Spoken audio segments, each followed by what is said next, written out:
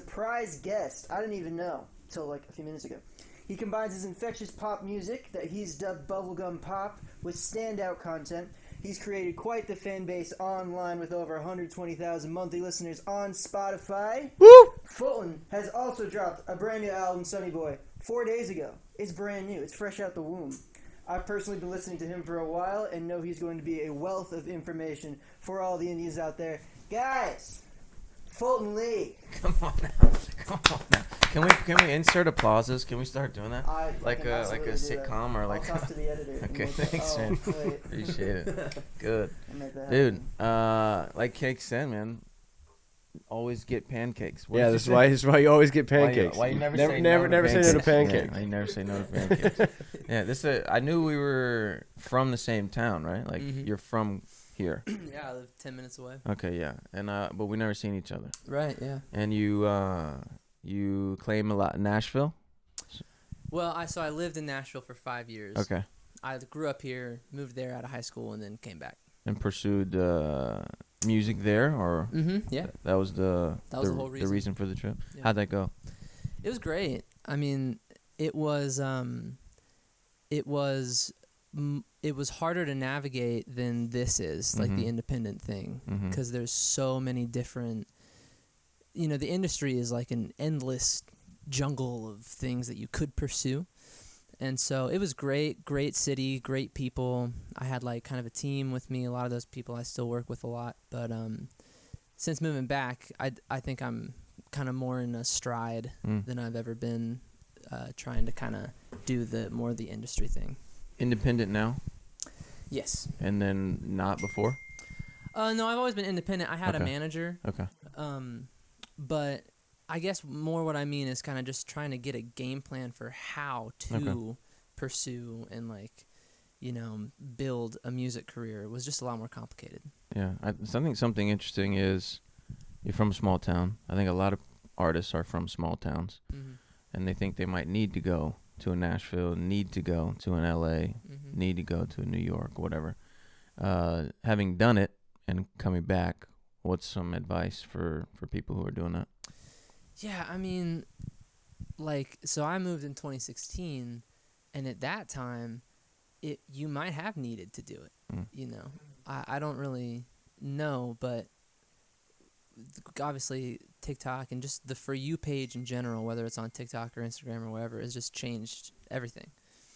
And so, I'm like, I know people that have done it, gone to the big city, have gotten connected one way or another, whether it's with other musicians that then connect them to industry people that then get them on tour with the bigger artists, or even get like a publishing deal.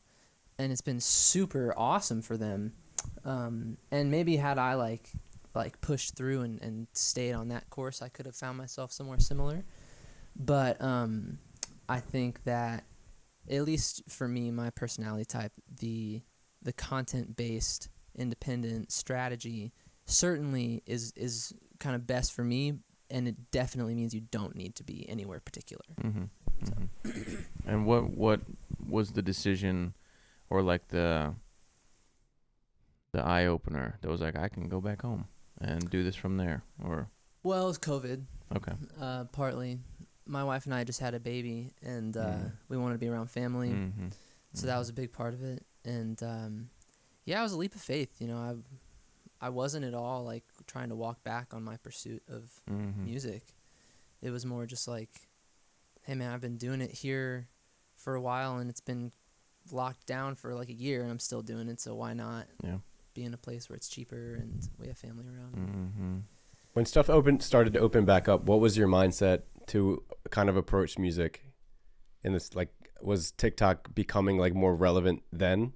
Yeah, so like right around the time we moved, that's when I started to really kind of discover it. It was a gradual thing. I think back 2 years, I'm like, I can't believe this stuff I was doing. I was trying to develop this like crazy, weird, like solo looping set that I could take, and tour and stuff, because touring is just challenging. Kind of what Ed Sheeran does, right? Yeah, exactly. Yeah. I was trying to do something like that, and but we had a baby, and because it's hard to make money when you have like 5 guys on stage. You know what I mean? So I was trying to like figure that out. But so it's like stuff started opening up, and I was definitely like, what am I gonna do? What am I gonna do? I kind of had like FOMO, looking back at my friends in Nashville playing shows.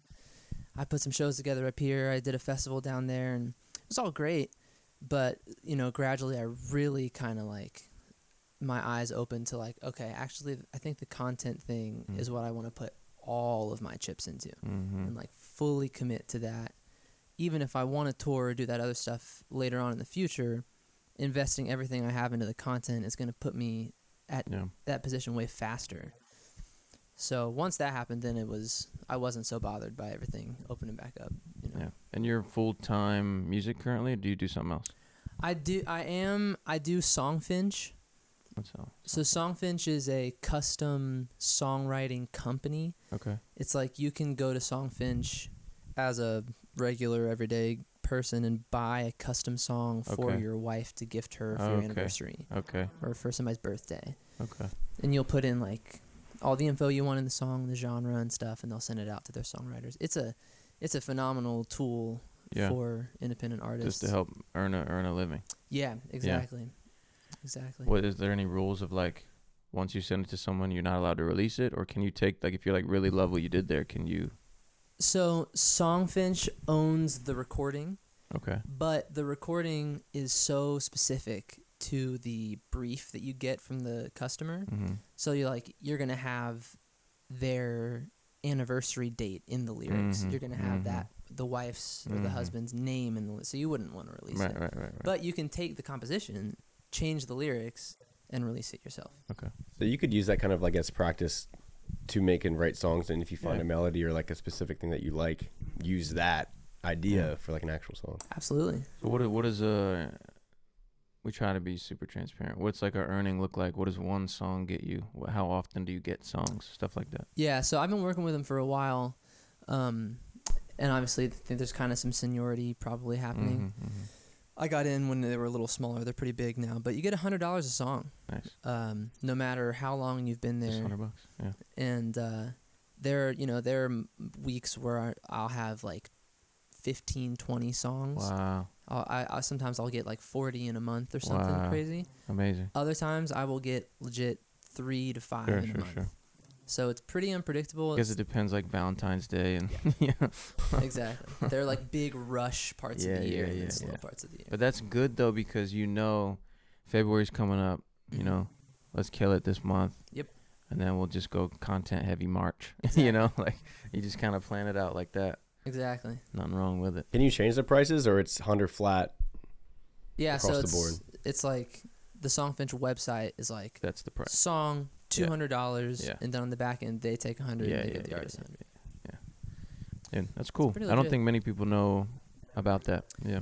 And it's really easy to get approved for or whatever. Yeah, exactly, approved. Yeah. Cool. I know you had some stuff you wanted to talk about. So like I make music too and doing the whole thing.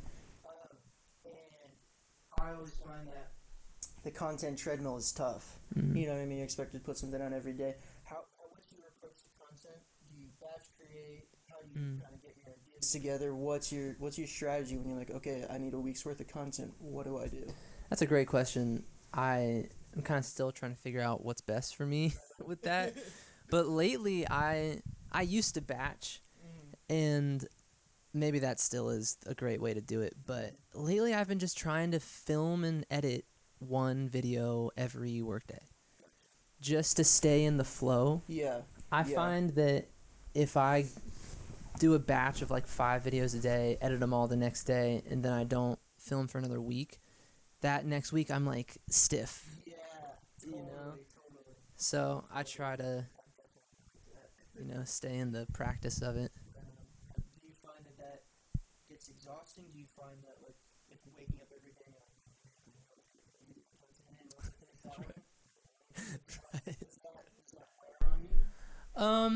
Honestly, lately I have been realizing more and more how important the idea of the video is. I can kind of get a sense before I start filming whether I think the idea is super strong. And if I'm not excited about the idea before I film it, I'll kind of dread it. You know, so I try to push myself more in the brainstorming part of the process. Yes. Yeah, exactly. I can like really get my creative inspiration.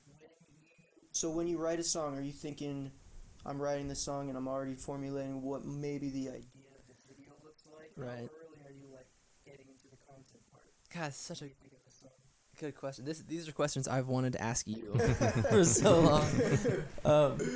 But I feel like that is kind of like a pinnacle of integration of content and songwriting, and I haven't quite gotten there yet. I want to have the content in mind while I'm writing. I have not been able to do it yet. Well, I just think when I look at your content and I hear the song that you're pushing in it, it's like, that part is so hooky. He had to have been like, I'm going to make this part of the song, I'll make the content around, and then I'll build up the song. It's like it works so well. Like when I go and listen to your songs, I'm like, man, like you definitely had an idea. I totally don't. That's like different parts of my brain. I'm trying to get them to work together. Oh, lucky you, man. I would say you're more of an artsy artist. That's true. Like you care about the art, you care about cover art, you care about cohesiveness, you care about solos, you care about outros, you care about intros, you know. Like you want to make truly good music. And sometimes that's tough it's harder to make a living with, you know. Yeah. Especially when you're starting. After you've, you know, got an audience and stuff, you can pretty much do what you want, but I do feel like artsy artists struggle more to get the ball rolling. You know, get an audience and start making a living and, you know, streaming. And so you produce all your own stuff, yeah? As of this year, I'm finally got it all. You're doing it all in-house now? Yeah. So when it comes to releasing your song, are you, like, what do you release through? Do you have a DistroKid? Same. So are you giving splits out, or do you have 100% of your income from there? I give splits, you know, depending on the song, like who's worked on it and the deal that we've come up with. And that's different from publishing. You're entering in like DistroKid splits. Yes. Of the that's master, correct. the revenue that's coming. Yeah, I mean, like I said, it depends on the song. Sometimes we'll work out a flat fee. Somebody helps me out. Other times, people really want a small percentage, and you know, I get it. So I'm game. And you're doing how many streams a day? Right now, just catalog, yeah. Something like 13 or 14,000 a day. Okay. And that comes to 13,000, 14,000 a day.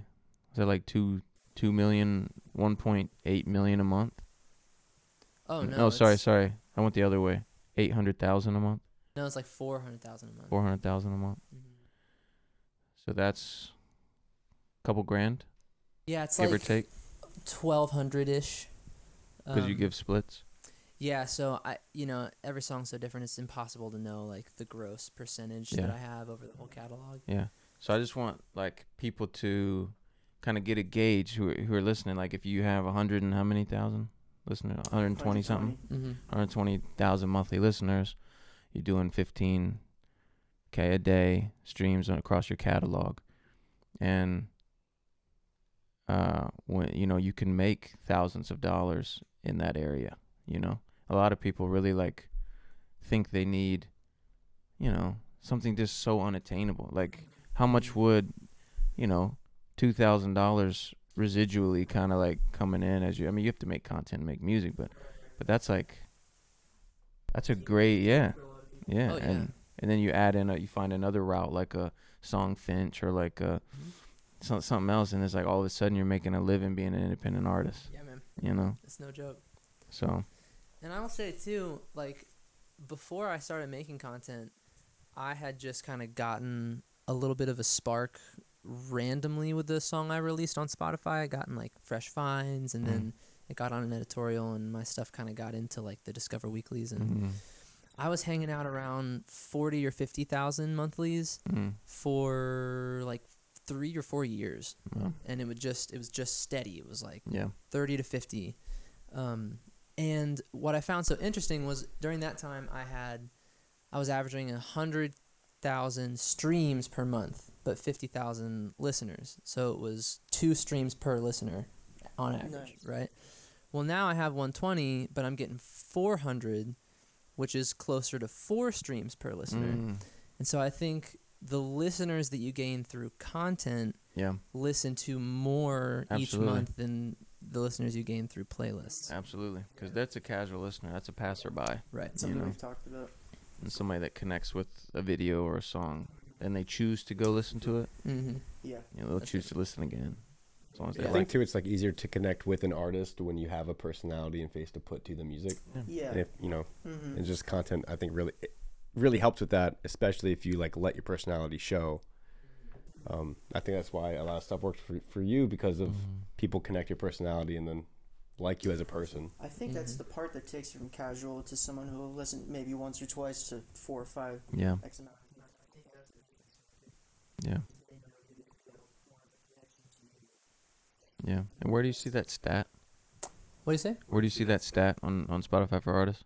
Like the streams per listener? Mm. I just do the math. There you do the math. It's like, 120 versus 400,000. Okay, you just divided it. Yeah. Because I think there's actually a tab. Okay. Oh, okay. I haven't gone in there, but I remember Connor going in there and talking about it. That's a big stat, man. Yeah. Because you don't get paid per listener. Right. You Yeah. get paid per stream. Yeah. That's a fact, Jack. You want to talk about a TikTok ban? Because that'd be... Oh my god. You didn't know? I texted him and was like, dude, we gotta talk about the TikTok ban on the next podcast. He was like, what are you talking about, man? I've been I was in the like, woods. Go on TikTok. And then man's he's been- like, what do I search? I was like, you don't have to search. You don't come up. It's like every other TikTok is like, this isn't gonna be here. Right. And I didn't see it anyway. So I think it's like obviously very interesting for everyone here to talk about that we all use it so much. Like, what should, maybe we don't have the answer. Like, if it goes... It's still gonna be relevant. Like, yeah. all these people are gonna be like, well, I'll go back to watching 20-minute YouTube. No. All right, and another Apple. Yeah, another app will take Yeah. it, but is it? Should we be so concerned that TikTok is disappearing, or is it? Maybe I don't think so. I feel like it's harder now to go viral on TikTok anyway. So like TikTok feels like it's still, don't get me wrong, the opportunities are freaking there, but it just feels like I have the same chance as a YouTube short. Mm-hmm. Like a really good YouTube short, I feel like is the same chance as a TikTok Mm-hmm. as far as virality. Now, the interaction is a little different with somebody watching on a YouTube short.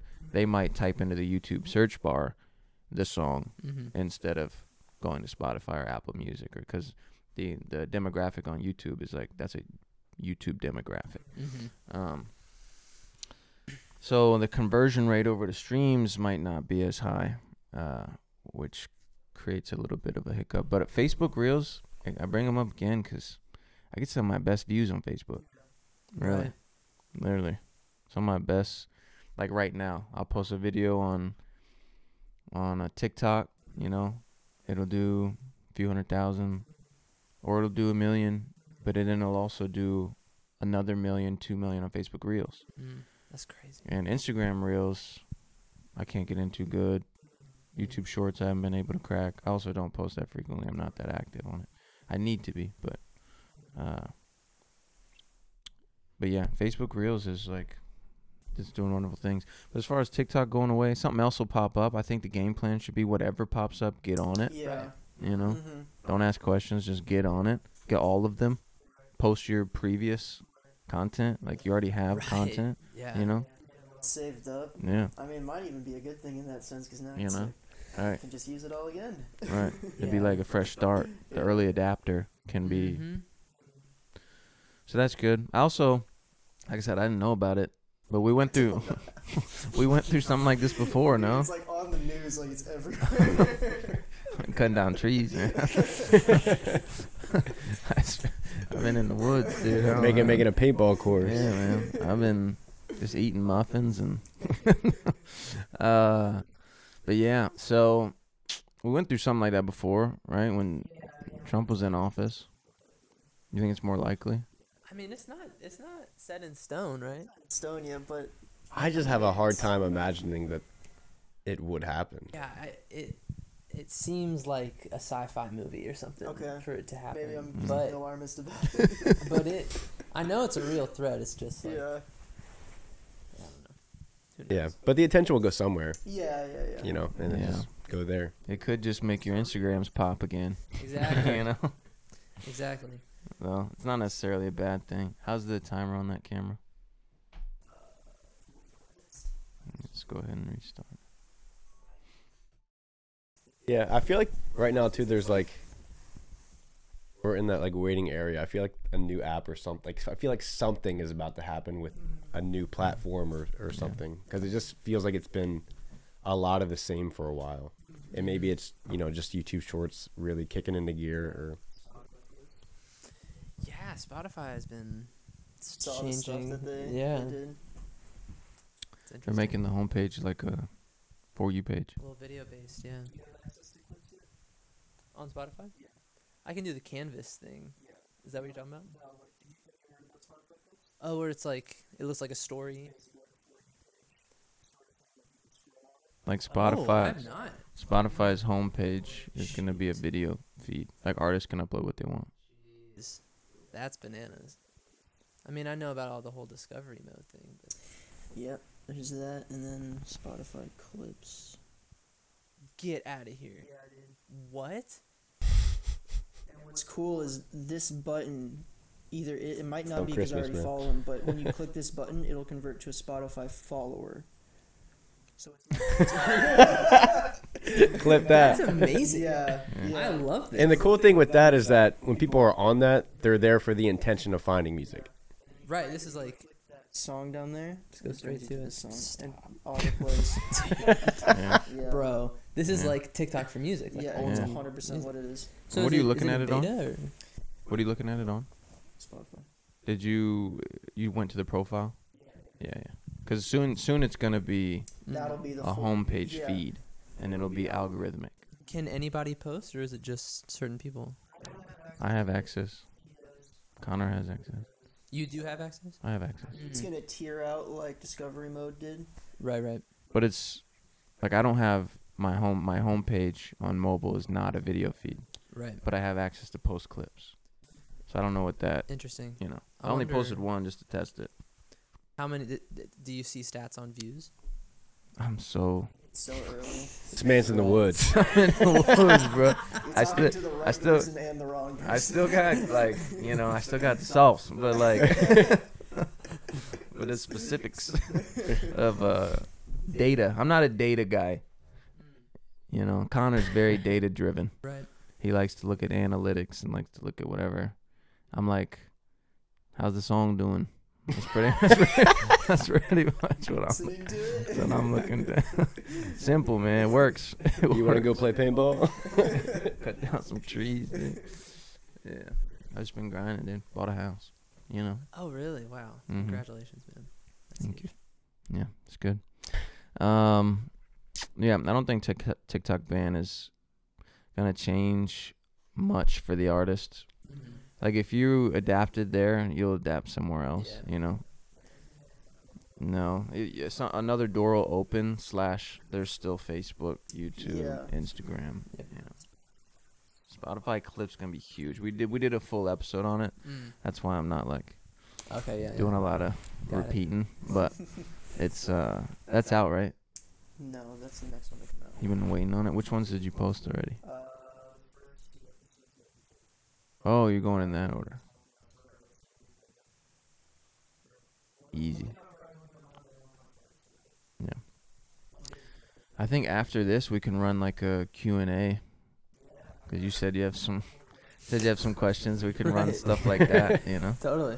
All right. What else? Do we have anything else to touch on with Fulton specific? There's some gems in there. There's like revenue streams that people didn't know were even an option. Mm. There's a realistic expectation for making a living, you know. What else we got? Anything specific for Fulton?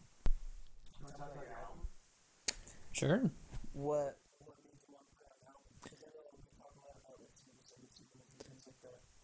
something that like you heard people wanted? Was it something you wanted to do for yourself? Was it? How did that idea come? Well, it was, so it's a 12-song album, but they were all singles. So I just did 12 singles. And then I actually feel like people are missing an opportunity here in kind of our world where you can release 12 singles in, I don't know, 4 months or even 12 weeks, whatever it is, and then just consolidate them all into an album. And there's no new song coming out. It's just a collection. And people really like having all of those singles in one space. And they like, I think their brain likes to conceptualize it like an album. And, you know, I'm trying to do a song every 2 weeks right now. And so on my week off, the album came out and I posted on it. I expected it to basically just be like something that nobody really cared about. It's not a new song. You've already even seen the artwork. The artwork's from one of the songs on the album that was a single. And it was just like, hey, these are all a collection now. And then the next day, my streams had like a significant bump. No new song. Everyone was just like, oh, the album's out. And to me, I'm like, oh, these are just these are just my last 12 songs. But yeah, that's smart. it is an album. Yeah. And granted, for me, this album particularly, 2 years ago, I did a fundraising campaign to like fund a big, like I shot 2 music videos. I did like a bunch of press stuff. This is like I was saying earlier, I was trying to navigate, okay, what's the right way to go? Do I do music videos? Do I get press on board? Do I try and find an agent? Like, do I run online ads? Like, how do I do this? And can I use money to leverage that? And, you know, great. There were great experiences with it. We raised a ton of money and spent all of it on great stuff. But nothing even comes close. All the money that we spent even comes close to comparing to just taking my phone out into a park and filming something that got like 5 million views. That's been the thing that changed my life, you know? And it's no knock to all that other route and spending money on stuff. That's awesome. But, so my perspective halfway through the 12-song rollout really shifted. And all of a sudden it was like, oh, it's singles, content. And then by the end of it, it felt like, oh, this is just a collection of my last 12 songs. But in the beginning, it was like this big, epic, like album coming out. Yeah. That's how I've kind of thought about. Yeah, I mean, I'm going to consolidate. You can scratch your artistic itch. Right. Singles at the end, wrap it up. I always thought it'd be cool, like for Nick, because he's mentioned wanting to do an album too. That just take all the songs you did that year, end of year album. It's like that thing that you can do like. Yeah.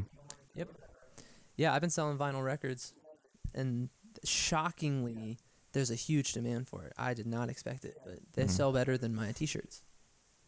Yeah, people like those little collectible. It's a cool thing to have. You know? Yeah. Was it like holding it? It's pretty sick. It is. Yeah, that's gotta feel surreal. The plastic. Yeah. Yeah. It's fire. Don't even mention it. Don't even talk about it. Yeah. Smell your songs. I want to do an album. You've been flirting with it. I want to do one. We got the track list started over I'm there. not changing. Do all the songs I know, this but year, end of the year, 'cause then it's Christmas. I could start doing that. I can start doing that, but I also need to give like a new album, like something new, and then I can also do that. You also have so many songs that are just unreleased. I know. Just put a dent in that catalog that's unreleased. Yeah. How many unreleased songs do you have? Done, mastered?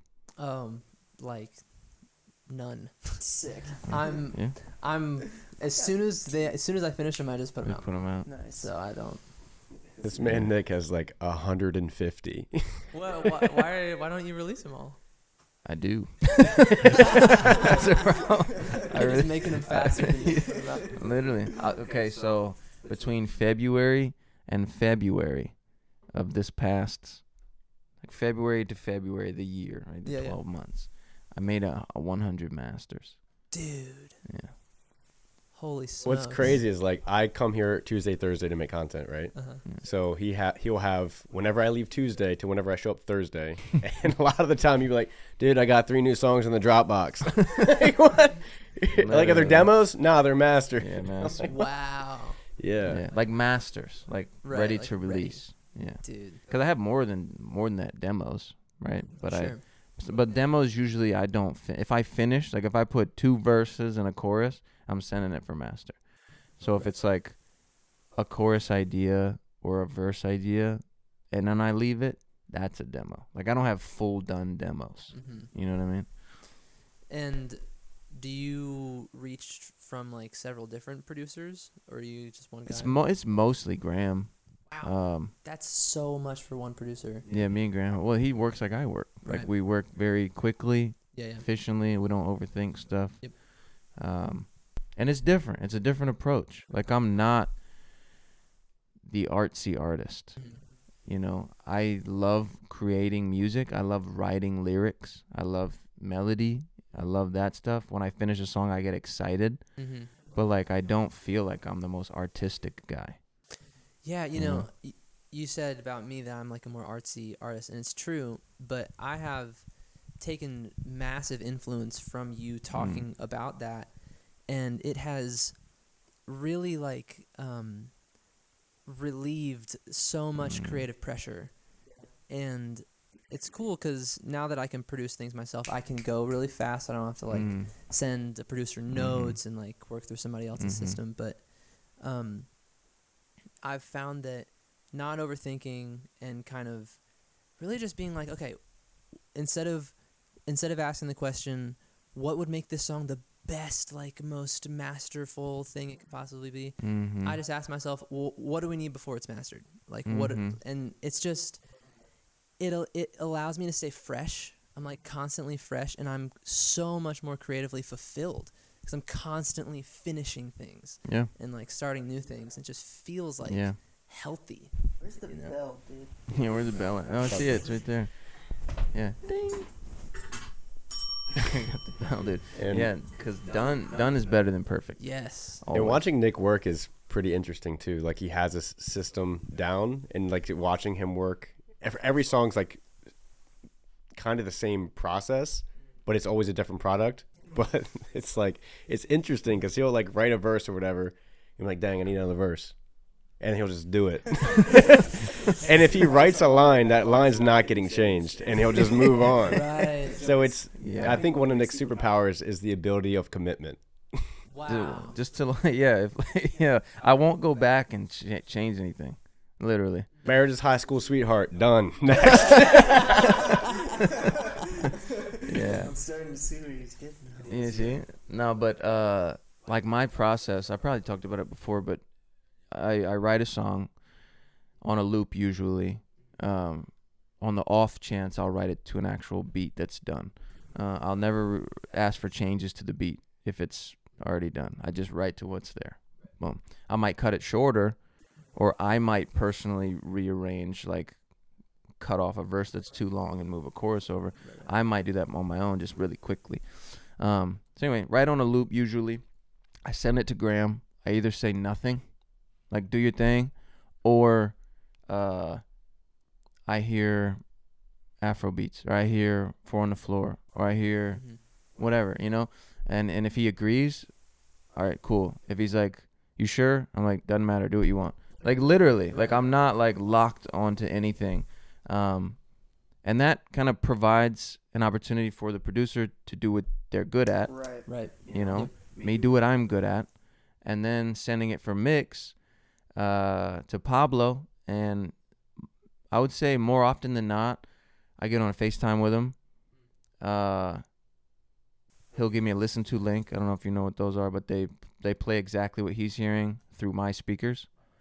And he has a preset for my voice. He puts it on, tweaks some things.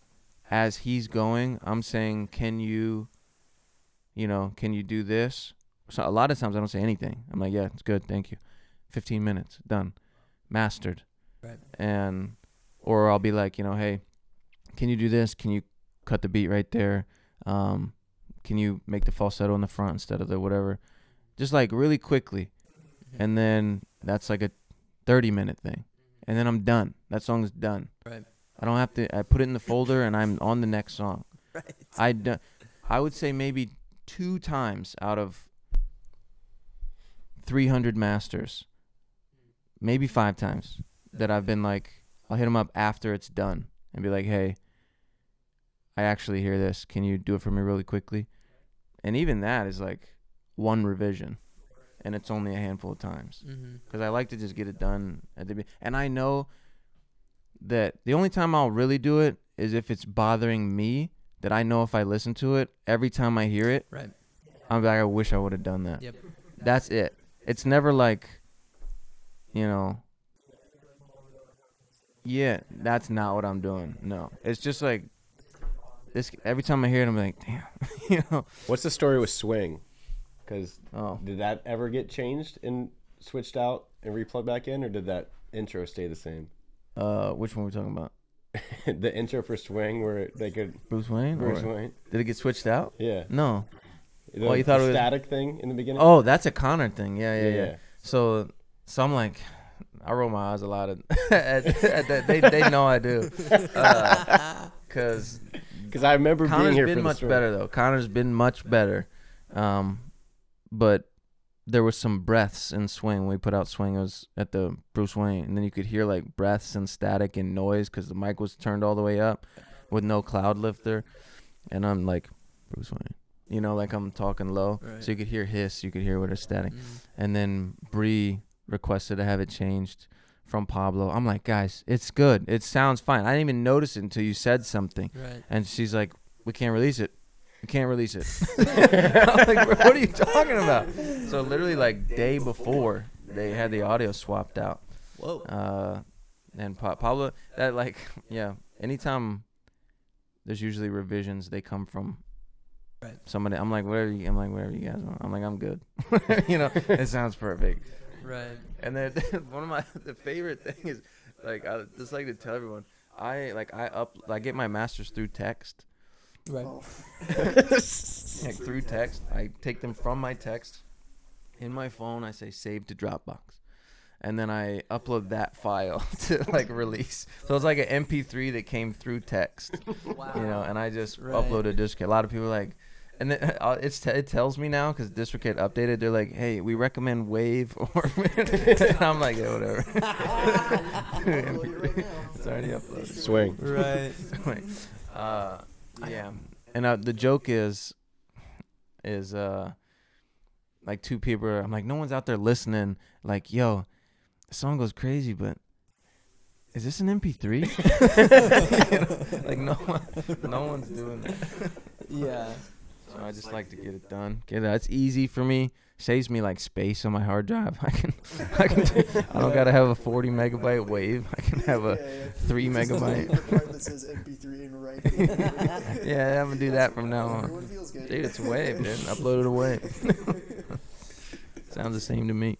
Yeah, I feel like that's such an important point, especially when you're doing the content thing, Yeah. because that feeling of like feeling creatively fresh and not Mhm. kind of bogged Yeah. down overthinking, the listener feels that. Yeah. They really do, especially with, I think, with content.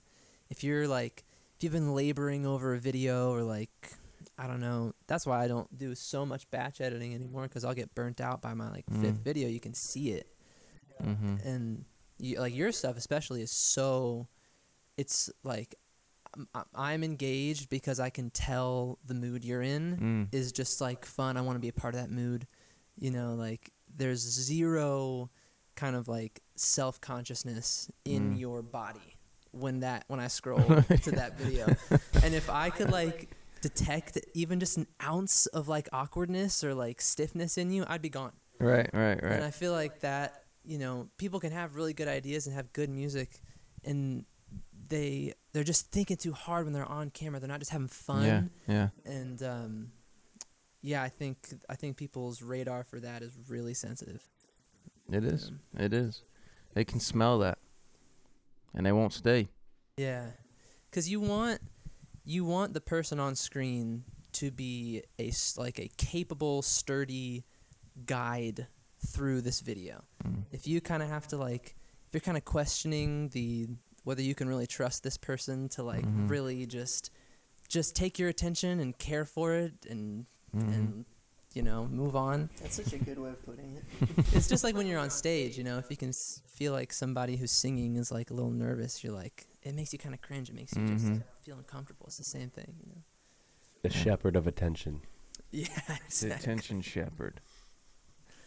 That's it, man. I Yeah. mean, really. Put it on the wall, dude. Put it on the wall. We got a spot right there. When you get shirts made.